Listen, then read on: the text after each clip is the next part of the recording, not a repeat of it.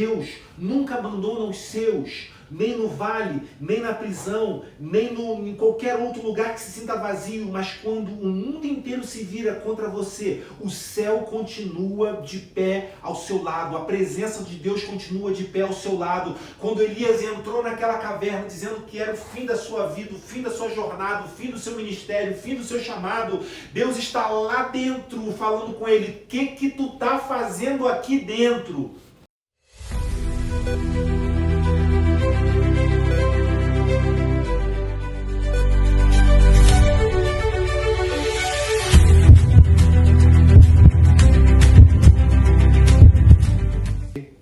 Então, 2 Coríntios, capítulo 4, versículo 7 ao 10.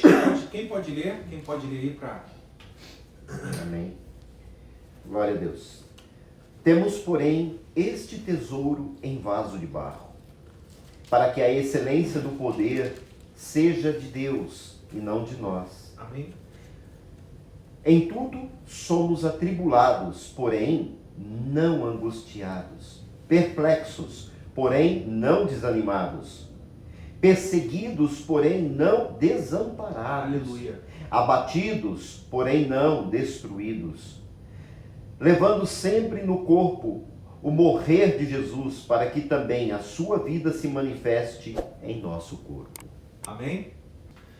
Então, eu vejo que como vasos de barro frágeis, ainda assim há uma glória de Deus dentro desse vaso. E quando Paulo está falando sobre isso, é porque nessa época aqui existiam os super apóstolos, né? Os camaradas que eram o top dos tops e não acreditavam, não levavam a sério o ministério de Paulo, exatamente por Paulo pregar o evangelho de Cristo Jesus, mas ao mesmo tempo que ele pregava o evangelho de Cristo Jesus, ele era muito surrado, ele apanhava muito, ele era preso, ele era escorraçado, então a palavra de Paulo, a expressão de Paulo, ela ficava desacreditada pelo testemunho da sua vida para essas pessoas. Entende? E Paulo vai rebater exatamente com isso. Paulo vai dizer exatamente isso aqui. Aí ele diz: mas temos esse tesouro em vasos de barro para mostrar que o poder que a tudo excede provém de Deus e não de nós. Então ele está dizendo que o vaso de barro, e quando a gente fala vaso de barro nessa época aqui, vaso de barro era como se fosse o Tupperware de hoje. E detalhe, o Tupperware não o Tupperware caro. É aquele plásticozinho mais ralezinho que você compra ali e que acaba alguma refeição, você vai lá, bota naquele plásticozinho, fecha, bota na geladeira, sabe? Que é aquele plásticozinho que se quebrar, você já tem em outro lugar, você não perdeu grande soma de dinheiro, você não perdeu nada. Então, no vaso de barro dessa época aqui, todo o conteúdo que era despejado dentro desse vaso de barro também era um conteúdo sem valor, tal qual o vaso de barro. Porque não se guardava em vasos de barro algum conteúdo de valor. Entende? Algum conteúdo, entende conteúdo? Me falta a palavra. De valor. Então, qualquer conteúdo que fosse para ser guardado, que tivesse valor, não seria num vaso de barro. Seria em qualquer coisa, menos num vaso de barro, que é frágil, que não tem valor, que pode quebrar a qualquer momento. E aí Paulo vai exatamente trazer essa palavra para esses homens. Ele está dizendo: mas olha, temos esse tesouro em vasos de barro. Então Paulo está dizendo o seguinte: o que mais importa, o que mais está acontecendo, o que mais está visível é o que está dentro desse homem, porque esse homem é um vaso de barro.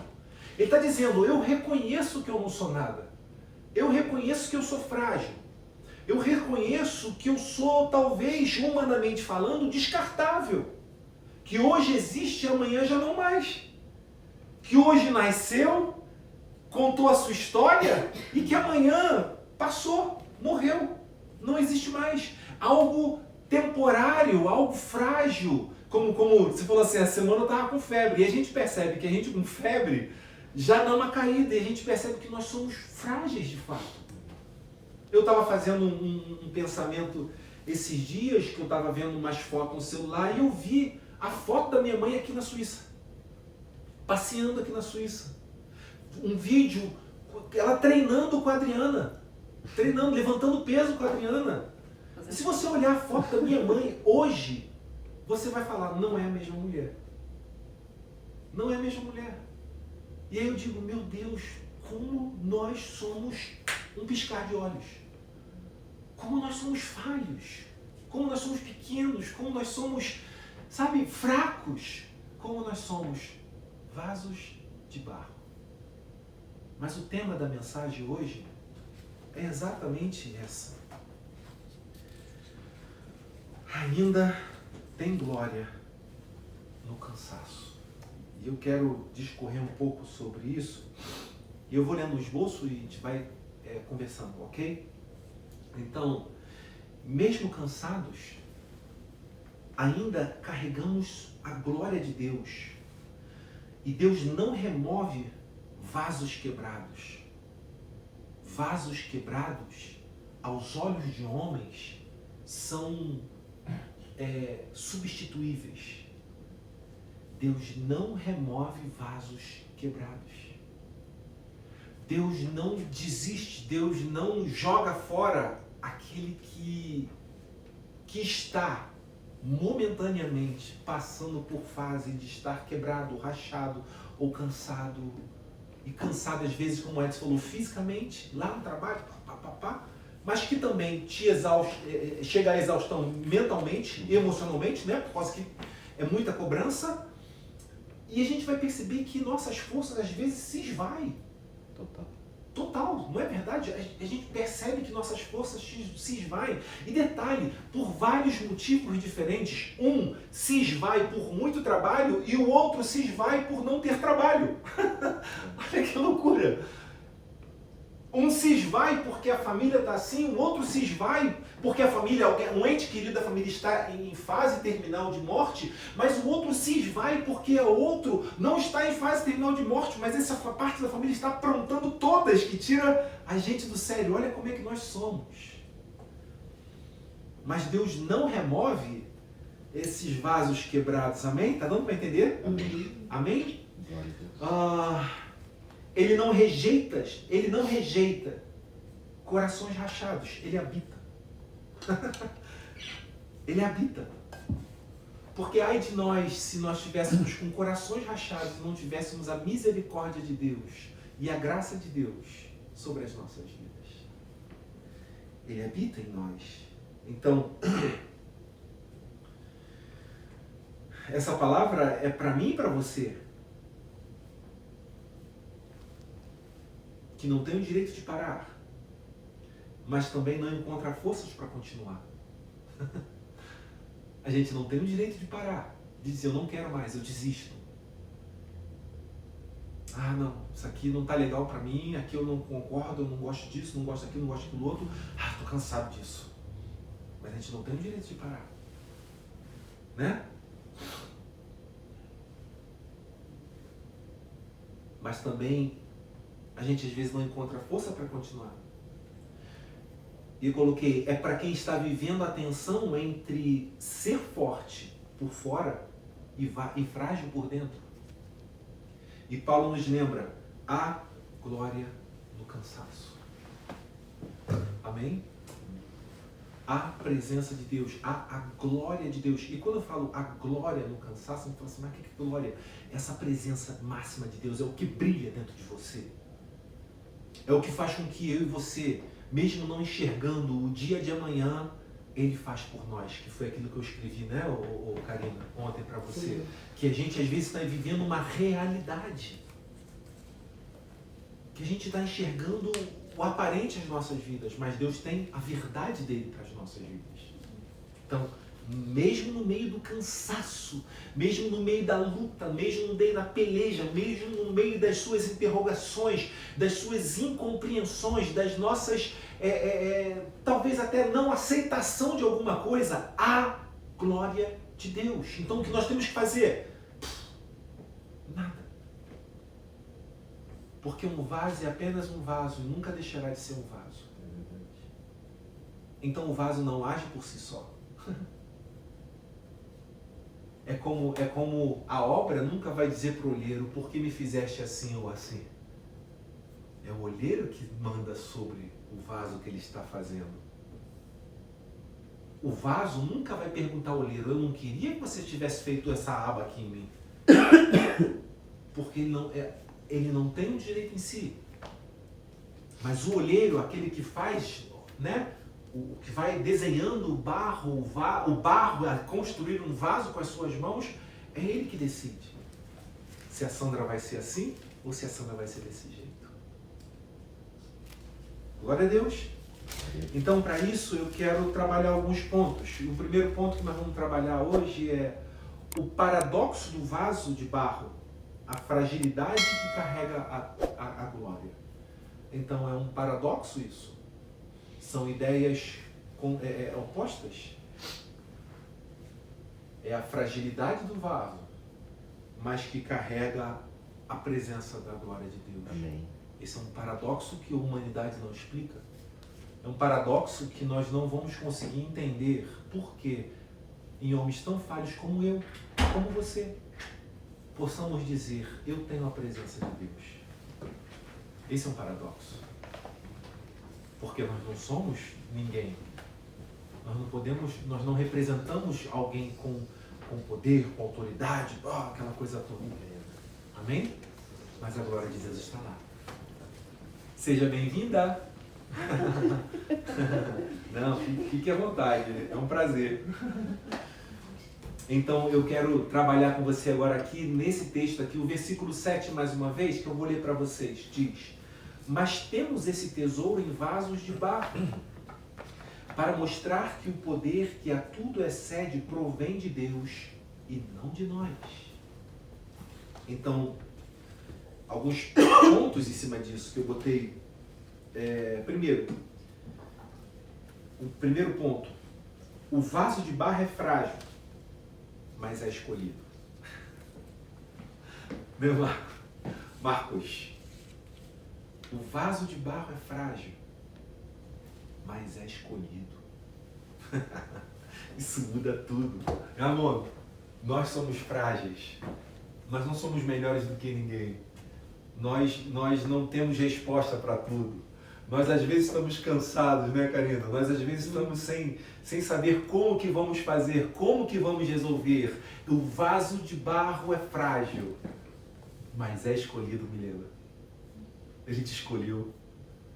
Sandra, ele te escolheu. Bia, ele te escolheu. Ele me escolheu. Dentro das nossas limitações, dentro da nossa pequenez, da nossa... se a gente olhar para a composição desse mundo inteiro, a gente percebe que a gente não é nada. Que a gente é um ponto no mar, um pingo no oceano. Mas ele nos escolheu. Amém. Na cultura judaica e greco-romano, vasos de barro eram descartáveis, comuns e sem prestígio. Falei isso aqui agora, né? E é isso que Paulo escolhe como imagem do cristão. Um recipiente comum, frágil e propenso a rachaduras. Um recipiente comum, frágil e propenso a rachaduras. Propenso, você entende propenso? Propenso é que você é dado à rachadura. Você é mais você está quase caindo assim, para rachaduras. Propenso para rachaduras. Comum, frágil e propenso para rachaduras. Mas Deus é sobre as nossas vidas. Mas é justamente nesse tipo de vaso que Deus decidiu colocar o seu tesouro. Glória a Deus. É exatamente nesse tipo de vaso, comum, frágil e propenso à rachadura, que Deus decidiu colocar o seu tesouro, não é mérito. Não há honra em nós. Não há valor em nós que pudéssemos dizer, o Espírito Santo de Deus habita dentro de mim. Mas Ele habita. Ele habita. Deus nunca escondeu sua glória em ouro, ele preferiu o barro. Isso é forte. Porque ouro é aquilo que o homem dá valor. Né, Edson? Porque ouro são situações, objetos, coisas, momentos que há valor aos olhos do homem. O barro para o homem nada presta, mas para Deus ele diz, é o lugar que eu quero colocar aquilo que eu tenho de maior valor. Então, Deus nunca escondeu sua glória em ouro, mas ele preferiu o barro, porque quanto mais comum o vaso, mais evidente é o poder do conteúdo. Porque quanto mais simples esse barro, quanto mais simples esse homem, mais a glória de Deus é manifesta. Porque quando nós conseguimos entender que nós somos um simples vaso de barro, nós entendemos que não é por causa de nós, é através de nós. Amém?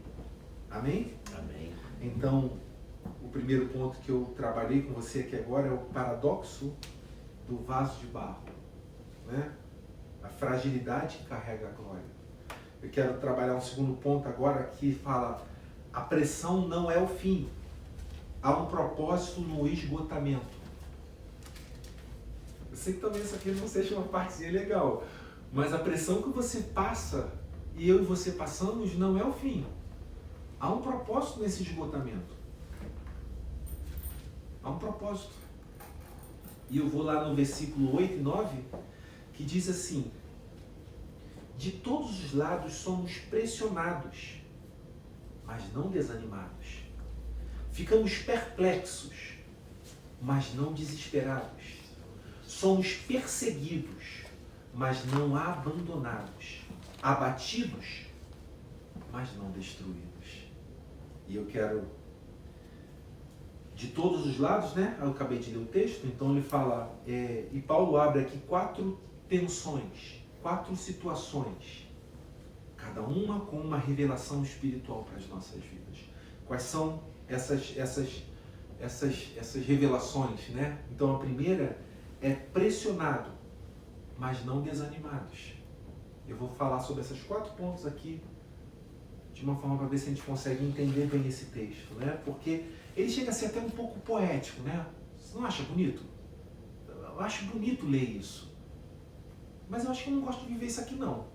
Viver isso aqui é bem bravo. Porque olha só, olha que coisa linda.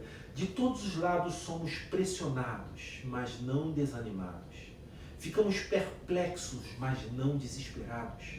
Somos perseguidos, mas não abandonados. Abatidos, mas não destruídos. É lindo ler. Mas não é gostoso passar. Não é tranquilo viver. Por quê? Porque a pressão não é o fim. E há um propósito dentro desse esgotamento. Então, pressionados, mas não desanimados. A palavra usada aqui significa ser comprimido, exprimido, esmagado. Esse pressionados, e como nós estamos falando de Paulo, a linguagem no original, ela agora aqui já é grego, é um greco-romano, e esse verbo no greco-romano dá o sentido de ser comprimido, exprimido, esmagado, né? É como se o mundo inteiro estivesse apertando você todos os lados e você continua de pé. Então, quando Paulo está dizendo, mas temos de todos os lados somos pressionados, ele está dizendo, de todos os lados somos comprimidos, de todos os lados somos exprimidos, de todos os lados somos esmagados. É como o mundo inteiro estivesse apertando a gente por todos os lados. É como se nós não estivéssemos mais encontrando força para inspirar e encher o pulmão de ar. E depois, num movimento natural do seu corpo, você expirar. E através da inspiração e a expiração, e com o pulsar do seu coração, o seu sangue vai passando pelos alvéolos pulmonares e transformando o sangue venoso em sangue arterial novamente. É como se nós não tivéssemos mais força para isso. Que seria um movimento natural pelo fato de você estar vivo. Sem nós percebermos, está acontecendo uma troca. Uma troca. É o sangue que já vem das extremidades do seu corpo que vai passar pelo pulmão, não é isso?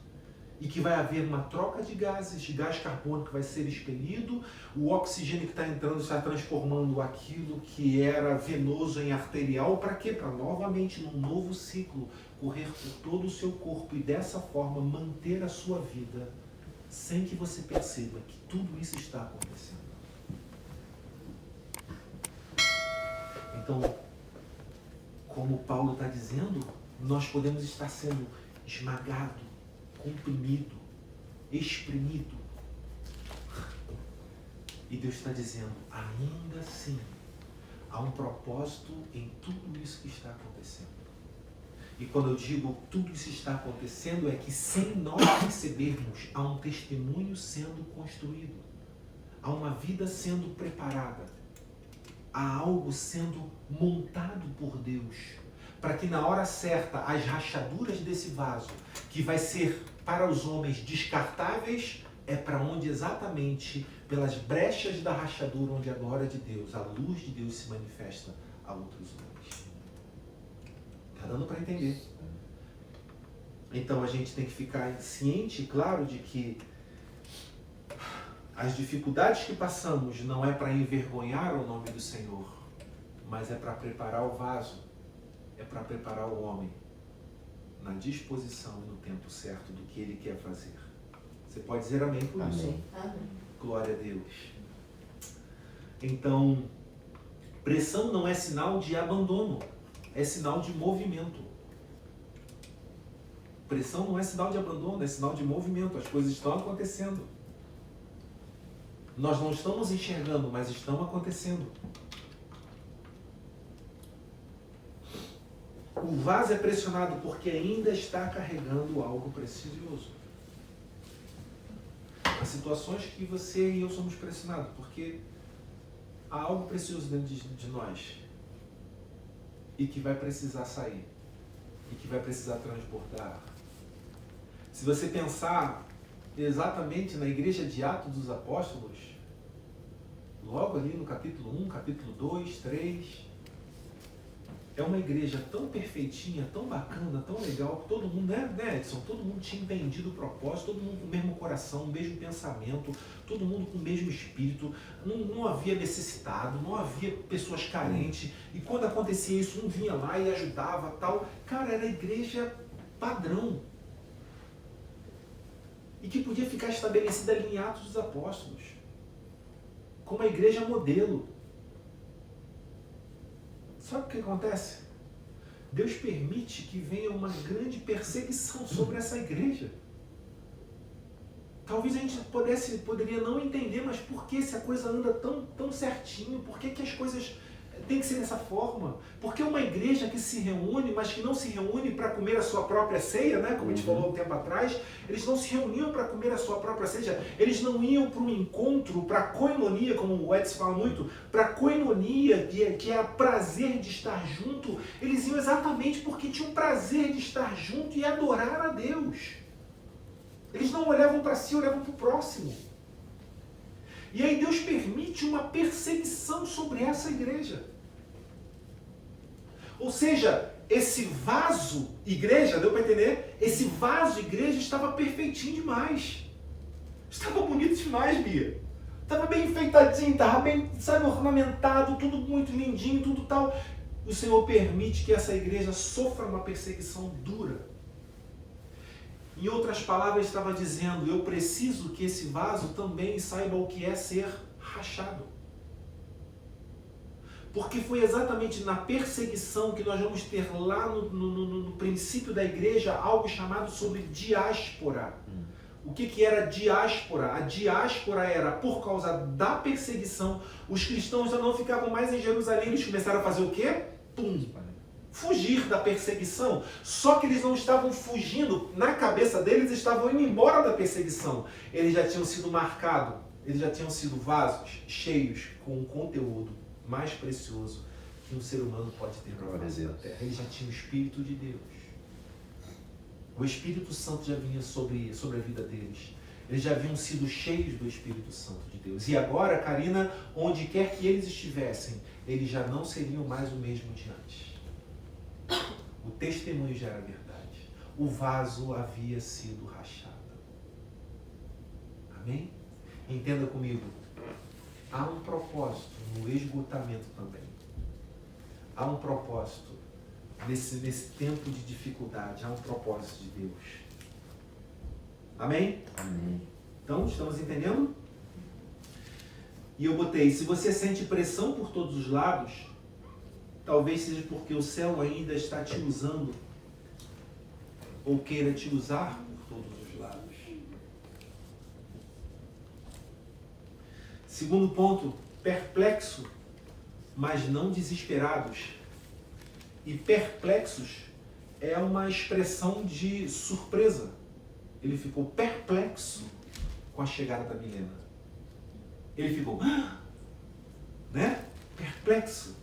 Então eu coloco, perplexo aqui carrega a ideia de não entender o que está acontecendo. Como assim?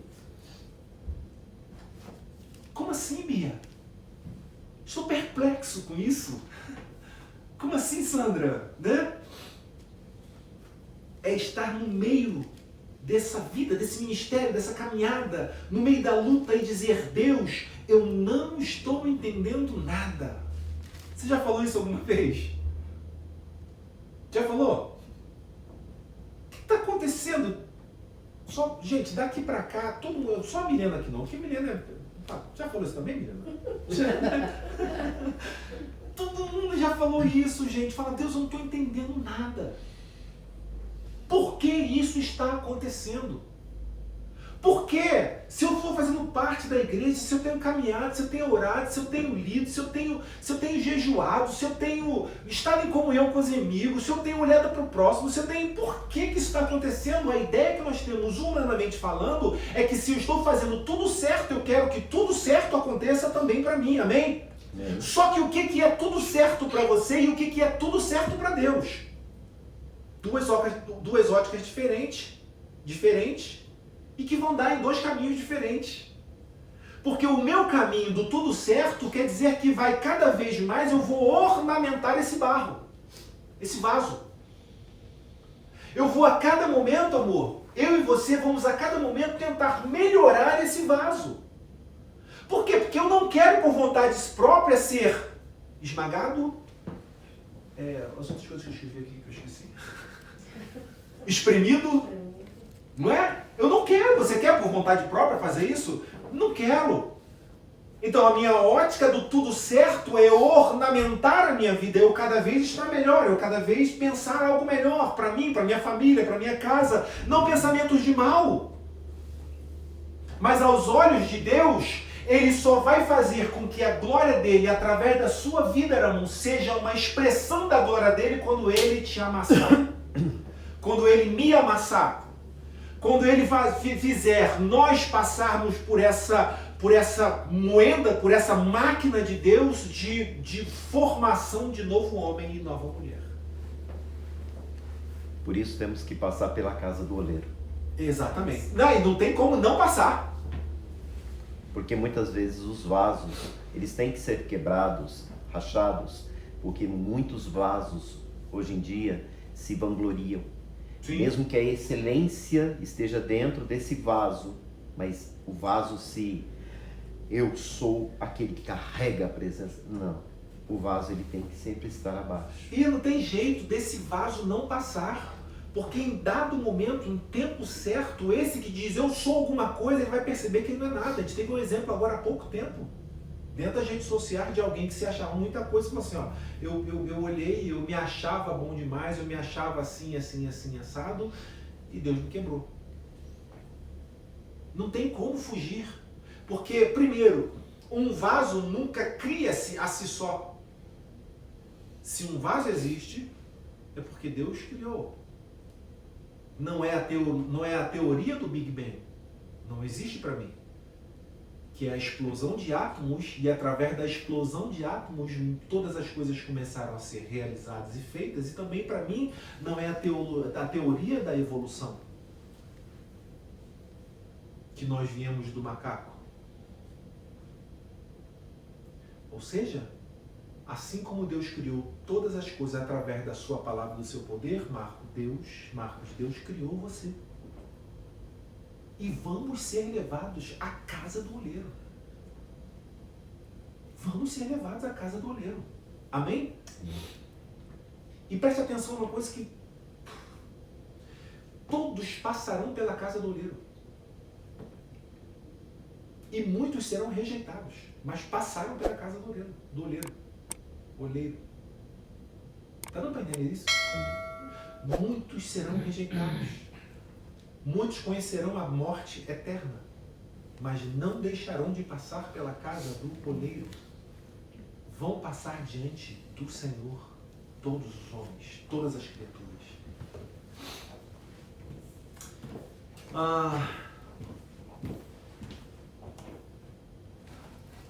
Mas Paulo diz, mesmo sem entender, não perdemos a esperança.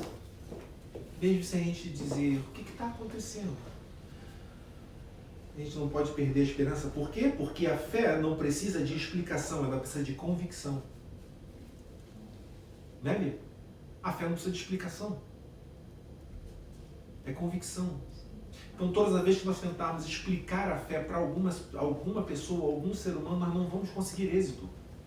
Porque fé as pessoas não vão entender. Elas podem entender como racional.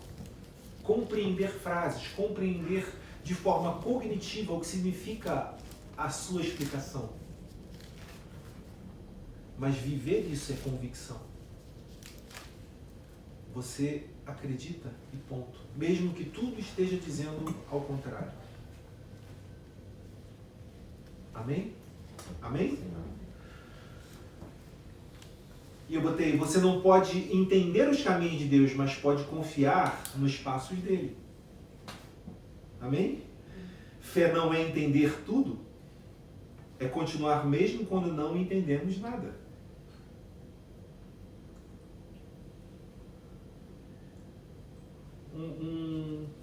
O ponto, uma letra C que eu botei aqui, né? Perseguidos, mas não abandonados. Perseguidos, mas não abandonados. Essa é uma denúncia contra o sentimento de solidão que todo servo enfrenta em algum momento. Todo servo em algum momento entra na sua caverna e diz, eu estou cansado. É o próprio Elias, né? Que enfrenta os profetas de Baal com uma autoridade absurda e que ele olha, vamos fazer um desafio. Deus que mandar fogo do céu, esse é o Deus que é o Deus de Israel. E ali nós estamos falando de só ali 450 profetas de Baal. E mais 400. E é isso aí. 850. É isso aí, exatamente. E ele sozinho. E numa autoridade tão grande que os homens estavam levando muito a sério a sua fé, a ponto de exclamar a Baal e se autoflagelar para poder chamar a atenção de Baal.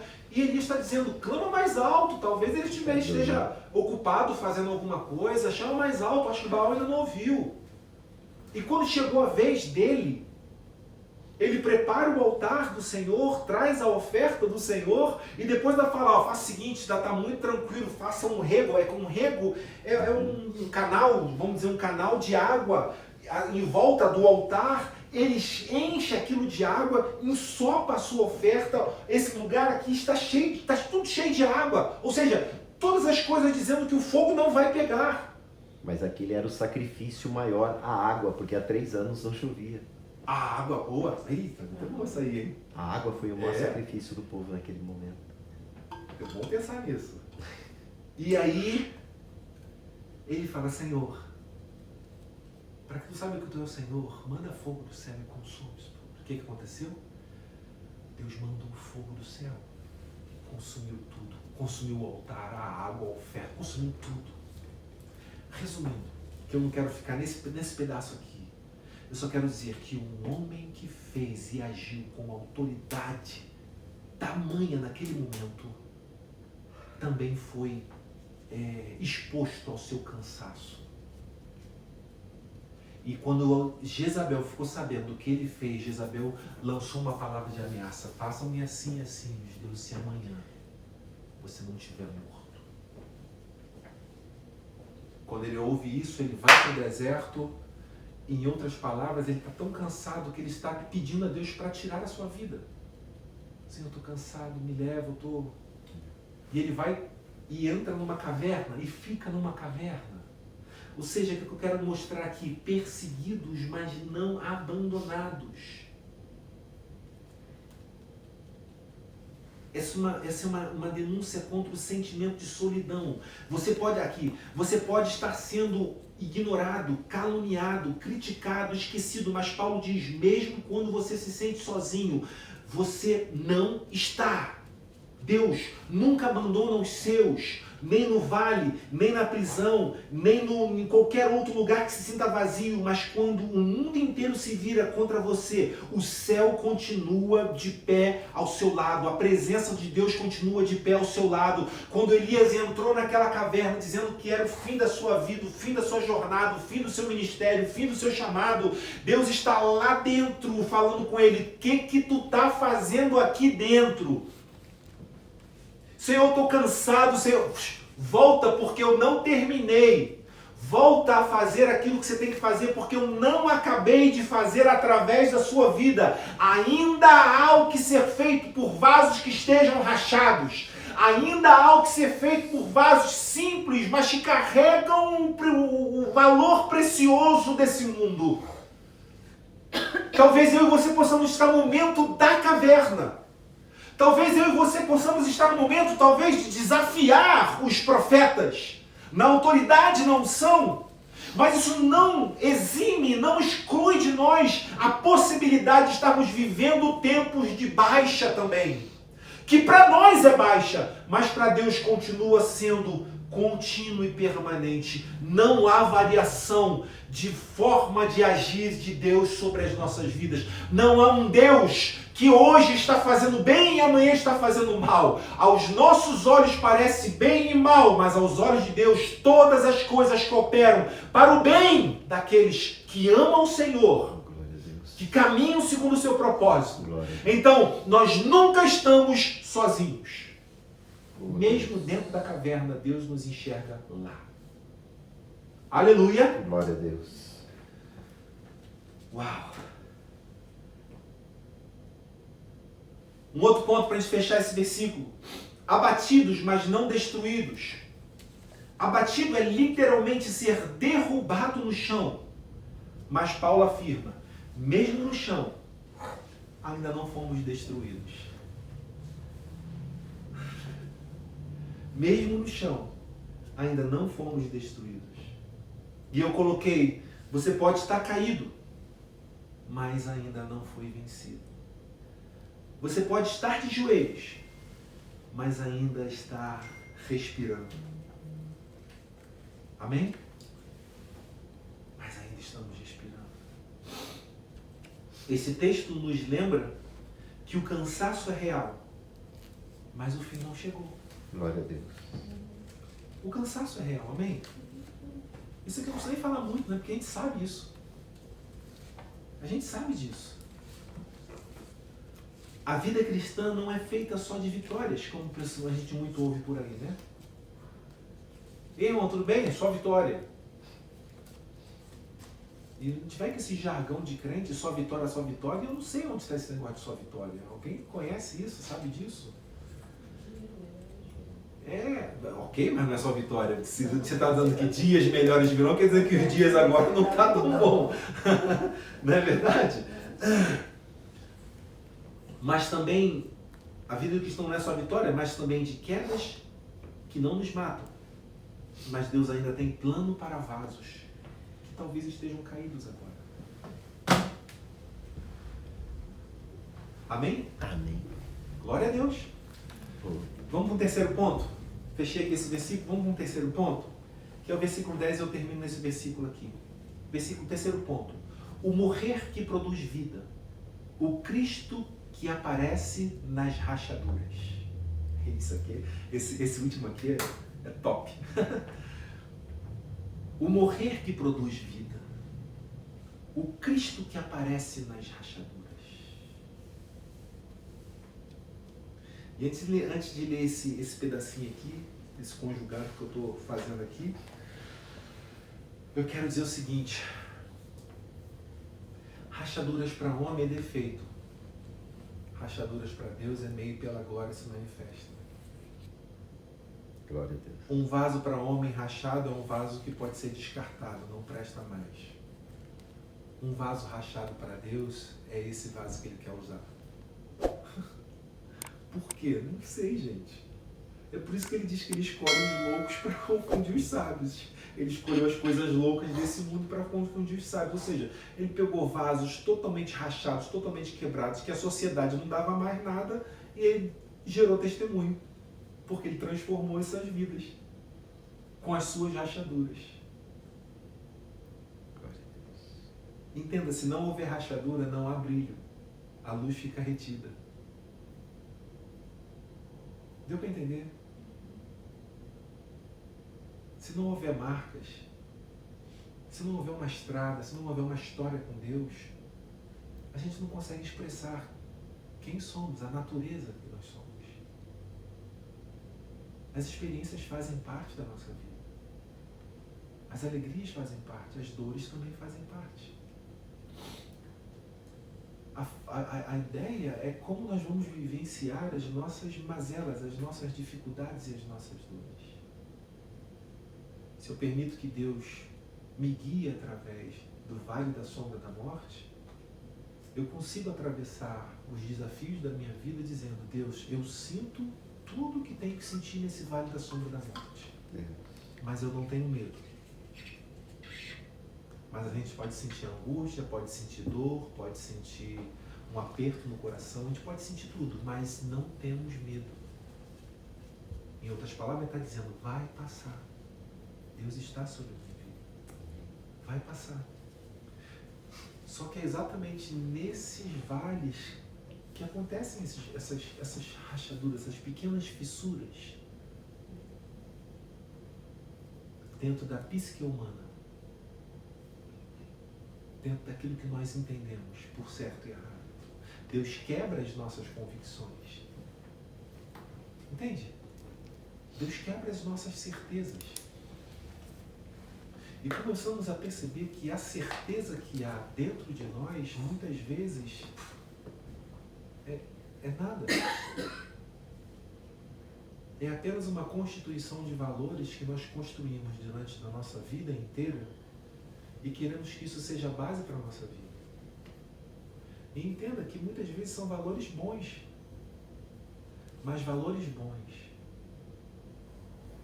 sem o conteúdo interno perfeito que é Deus, são apenas valores bons.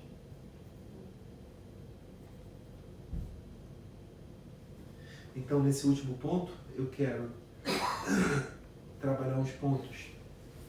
Carregar o morrer de Jesus é mais do que sofrer. É viver rendido. E essa é uma luta de nós com nós mesmos. Essa é uma luta minha comigo. Porque se eu não quiser me render, então eu não me rendo. Se eu não quiser que Deus seja o que Ele tem que ser na minha vida, Ele não vai me forçar, né, Bia? Não vai forçar. Ele nos apresenta o que é a vida, Ele nos apresenta o que é a relação. Ele nos apresenta o que é estar sentado à mesa com o Pai. Mas se você perceber a mesa com Jesus, em momento algum Ele declarou ou palavras de imposição, de dizer: você não vai fazer isso. Ele apenas ensina. Deus cria todas as coisas, coloca Adão naquele local, coloca Eva naquele local, E ele está dizendo, olha, eu vou até pegar um aqui também, Edson, você me lembrou bem. Ele coloca Adão e Eva naquele local e ele diz, tudo que está aqui é de vocês. Vocês podem todas as coisas, se alimentar, vocês podem tudo. Tudo, vocês podem tudo. Vocês só não podem se alimentar dessa árvore aqui, do conhecimento do bem e do mal. Porque do dia que delas você se alimentar, certamente vocês morrerão. Há uma instrução, há um ensinamento, mas ele não ameaça. Não coma. Se vocês comerem, vocês estão roubados. Eu vou pegar. Não. Há um ensinamento. Então, o fato de render para que Cristo cresça em nós é parte nossa. Eu quero, eu desejo, eu tenho. Senhor, eu quero, sabe? Por isso é aquilo que Davi, quando ele erra e depois ele se acerta, ele diz, Senhor, pequei contra o Senhor, pequei contra o céu. Só que ele vai dizer, não aparte de mim teu Espírito. Não aparte de mim teu Espírito. Ele entende o quão valioso é ter o Senhor. Amém? Glória a Deus. Glória a Deus.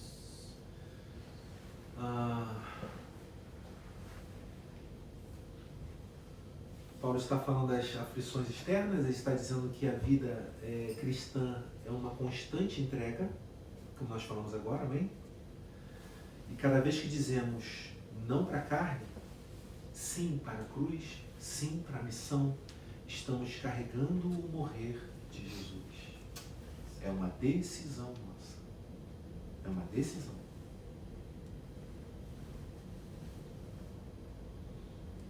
O que nos mata por dentro, nos transforma por fora.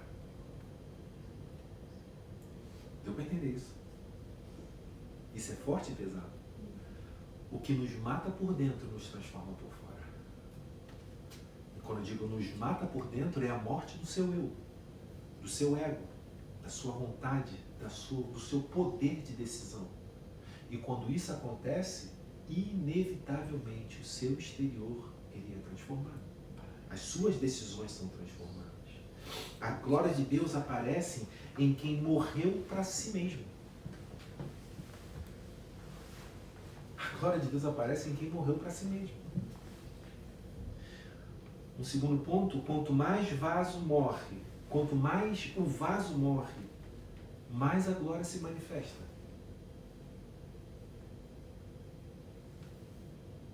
Rachaduras no vaso não impedem a glória, elas revelam a glória.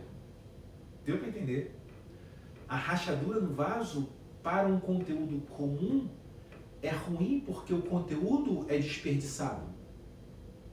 Na ótica de Deus, a rachadura não faz com que essa glória seja perdida, pelo contrário, faz com que a glória seja revelada. É interessante isso, né?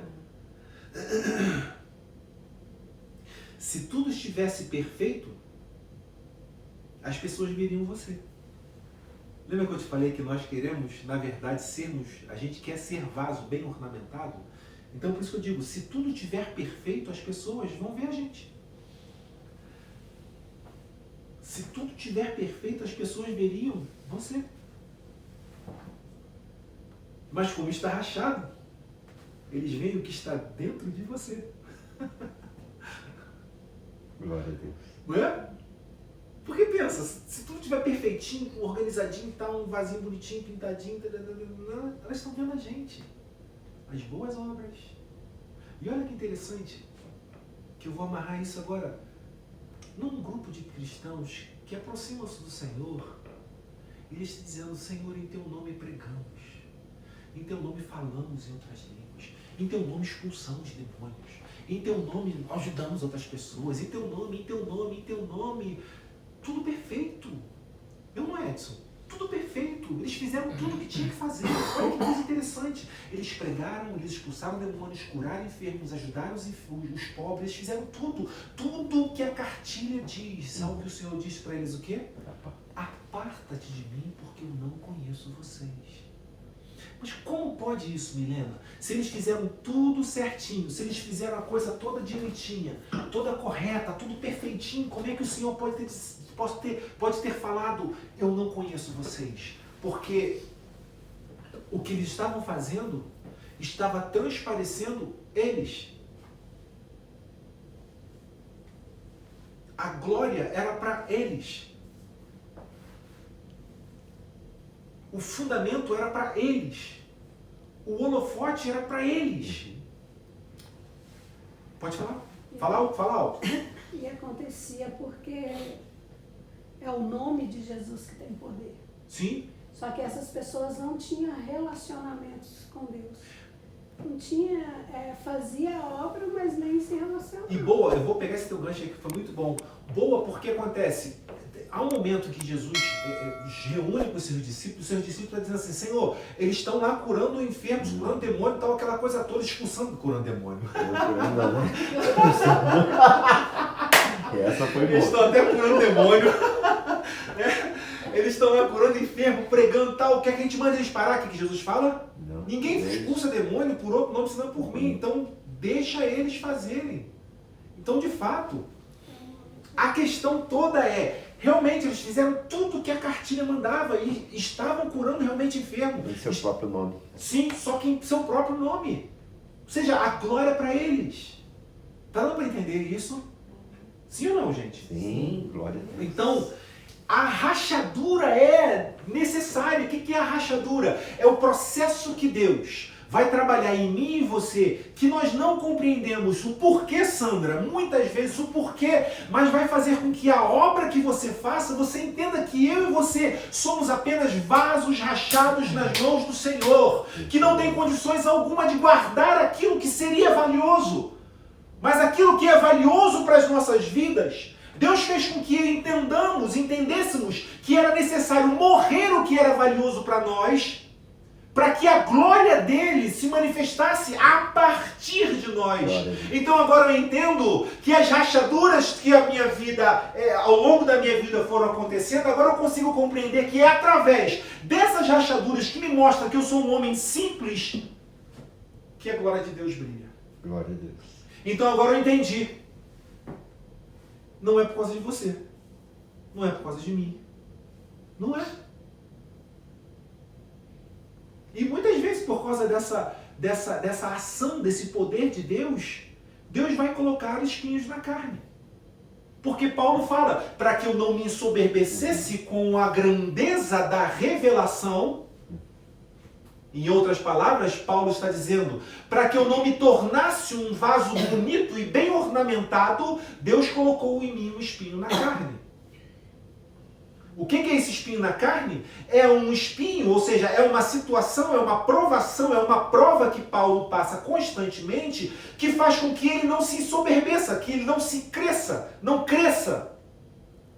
se ache o tal, o bambambam, o cara da hora. E aí, cada vez que isso acontece sobre as suas vidas, sobre a sua vida, ele percebe que ele não é nada. E ele diz, Senhor, eu clamei ao Senhor, eu pedi ao Senhor. Em outras palavras, quase está dizendo, como aquele pessoal estava falando para Jesus, em teu nome eu prego, em teu nome eu expulso demônio, em teu nome, ele só não curava demônios, né? Em teu nome eu faço isso e aquilo, aquela coisa toda. E o Senhor olhou para ele e falou o quê? A minha graça te basta. Paulo, a minha graça te basta, o meu poder se aperfeiçoa onde? Na fraqueza. Paulo, o meu poder se aperfeiçoa em vasos de barro que estão rachados, em vasos que têm história comigo, como a Bia falou, em vasos que têm relacionamento. Deus, aleluia. Caraca, mano. Glória a Deus. Isso é forte demais. Isso é muito impactante para mim. É muito impactante para mim. Porque isso, ao mesmo tempo, para mim e para você, é libertador. É libertador. Porque eu não preciso ser ninguém para que você me aceite. Eu sou eu. Com meus defeitos, sabe? com as minhas mazelas, com os meus espinhos na carne. Edson, você não precisa ser ninguém diferente do que você é. Porque essa é a sua identidade, essa é a sua natureza. Assim como a Karina tem a dela, a Drica tem a dela, sabe? Ramon tem a dele. Nós temos a nossa identidade, a nossa forma de caminhar, a nossa forma de enxergar. E que certo ou errado é esse Senhor. É o conteúdo que está dentro da gente que vai fazer com que isso seja rachado. Pode falar, Bia. Eu estou tendo uma aula sobre o meu curso lá e o pastor falou uma coisa essa semana. Que não há nada que nós façamos para que Deus nos ame mais. E não tem nada que nós deixamos de fazer que Ele venha nos amar. Né? É pela graça. Aí eu lembro que eu perguntei para o Senhor assim, no meio da aula, eu falei, Pai, será que isso não dá uma forma de falar, não dá uma liberdade para a pessoa viver em pecado? Aí ele na frente, ele falou assim, esse relacionamento, o Espírito Santo passa a mover aqui. E todas as vezes que a gente vai fazer algo que desagrada a Deus, o Espírito Santo que habita em nós grita, né? Amém. Ele nos convence. E você entende ainda que muitas pessoas vão passar ainda por essa estrada do pecado? Porque como é que fala? É o processo. Ele fala, vem como está. Não permaneça como está, que é o Espírito Santo. É isso, é o processo. Por isso que eu estava falando agora, não sei se você consegue entender agora, por isso que eu estava falando agora, que cada um tem a sua identidade e o seu tempo. O meu jeito de ser, Marcos, não vai te agradar. Porque talvez você esteja numa estrada com o Senhor mais à frente que eu. E talvez você olhe para trás e fale assim, caraca, como é que a Adriana consegue ainda praticar isso, fazer isso e tal? Se nós estamos numa estrada mais à frente, a nossa função é voltar e buscar, não como quem acusa, mas como a psicologia fala, a psicologia fala o seguinte, quando você ouve alguém, quando você acompanha alguém, duas coisas você tem que fazer, que é permissão e acolhimento. O que é permissão e acolhimento? Permissão para que essa pessoa seja quem ela é. E acolhimento é você abraçar essa pessoa mesmo sabendo quem ela é. Entendeu? Abaixar o nível, né? Sim. Glória a Deus. Só vir buscar, acabou. Então o nosso ponto não é o ponto de dizer, você isso, você aquilo outro. Não, o nosso ponto é vir aqui a mesma coisa que Jesus faz por nós. Glória a Deus. A mesma coisa. Por exemplo, a Bíblia fala que a causa de nós não sermos consumidos é o quê? A misericórdia. As misericórdias do Senhor são a causa de não sermos consumidos. Elas se renovam a cada manhã. Então, a cada manhã, Monte, Ele te abraça. A cada manhã, Sandra, Ele te abraça. E Ele diz, mais um dia de vida para você, Sandra. Talvez Sandra possa olhar para Ele dizendo assim, mas eu faço isso. E Ele está dizendo para Sandra, eu te dou permissão e te acolho como você é.